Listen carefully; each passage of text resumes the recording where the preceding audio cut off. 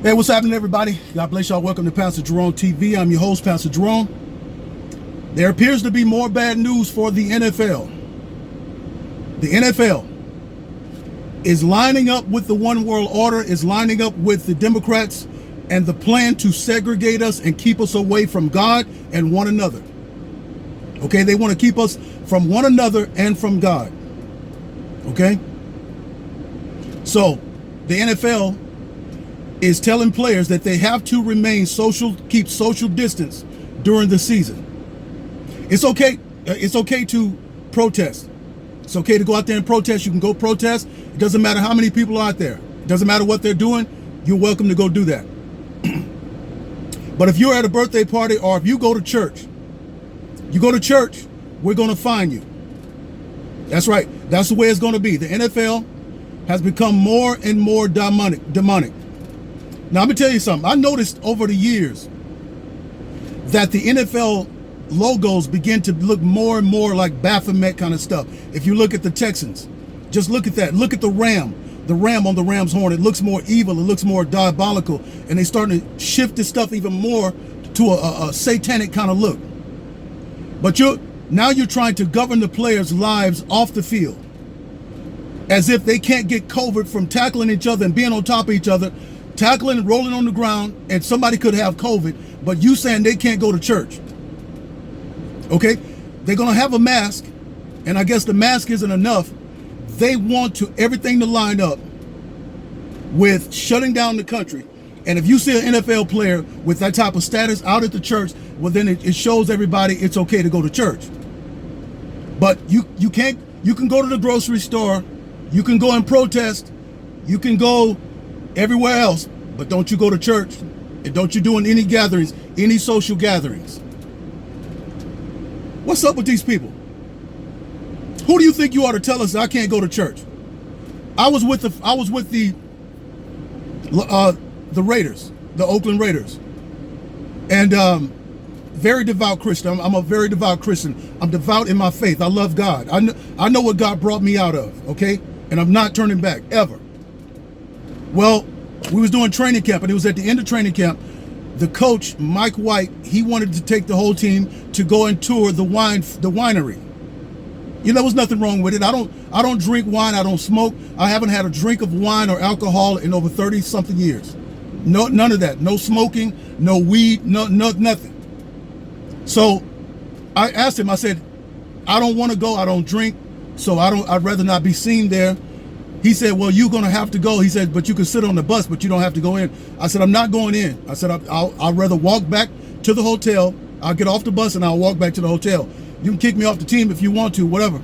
I said, but I don't drink wine. I'm not into it. It's against my faith, and so I'm not doing it. Had several other players did the same thing. They said, we stayed on the bus, maybe about 5 or 6 of us, and we stayed on the bus and read the Bible and talked about the Lord. That's the kind of stand I took. There was also a no cussing policy under Joe Bugle when he became the head coach. We fined players for saying cuss words. It was just a little team thing. It wasn't enforced by the office. It was just amongst players because I was pushing a Christian lifestyle. But for the NFL to talk about fining a player for going to worship God, what is going on, man? What is going on with the NFL? The NFL, you all have lost it. You're done. It's over. It's over. You guys are done. And people say, well, you know what? You're talking about the NFL and you got that Nike sign. Listen, let's fight one battle at a time. One battle at a time. Because while you're sitting there texting on that cell phone, that metal in that phone is coming from Africa. Those kids over there in Africa are dying to dig that metal out for cell phones. So even the bank that you bank with is a part of the whole one world order system. So let's just pick one fight at a time. One fight at a time. Right now we're dealing with the NFL in their efforts to destroy the league and to push politics on folks. But I had people come on my last one talking about the Black Anthem. People wanted to talk about my Nike sign. So yeah, so that little device that you're typing on, everybody has a cell phone. You have a cell phone. In order to operate that cell phone, those people kill those little black kids over there to get this little metal to work in the phone. So come on now, let's get together. That's the problem with a lot of people. You can't come together and work on fighting one battle at a time without being divided. So yeah. People, listen, when I tell y'all that we are surrounded, we're surrounded by enemies. We're surrounded by people that hate America. And no doubt, this is probably what happened. The NFL wants to go out there and play. But the powers that be, George Soros and the Democrats, they want to push this fear about the pandemic, and they don't want to open up the country. So, but the NFL owners want to make money. So they said, hey, listen, we'll let you play this season, but you got to do everything we say. And those players, your boys out there, they got to do whatever we say. They cannot be out there doing social stuff, because we got to make it look like this pandemic is really destructive. That's what that's about. That's all that's about. Because this pandemic, even with mingling other deaths involved in it, hasn't killed as many people as the flu. Okay? America, at some point, you and I, like-minded believers like you and me, we're going to have to stand up and resist this stuff. Because the more we allow them to control us and make us give up our rights and our freedoms, the more they're going to push the envelope. See, because the devil, he doesn't just take a foot, he's going to take a mile. Remember when they told us when they first said this, hey, just give us 2 weeks. We just want to flatten the curve. We just want to flatten the curve. Give us 2 weeks. You know, we're going to lock down for 2 weeks. I promise. Just be great. We're going to be gentle. Everything's going to be good. And now it's been what? It's been 4 months. They're going to push it up until November.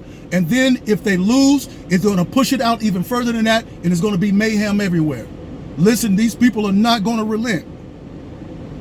At some point, you and I are going to have to stand up. And the first thing we're going to do is not watch this dumb NFL garbage. The next thing is, if you are a pastor, open your church up. Open your church. Because let me tell you something.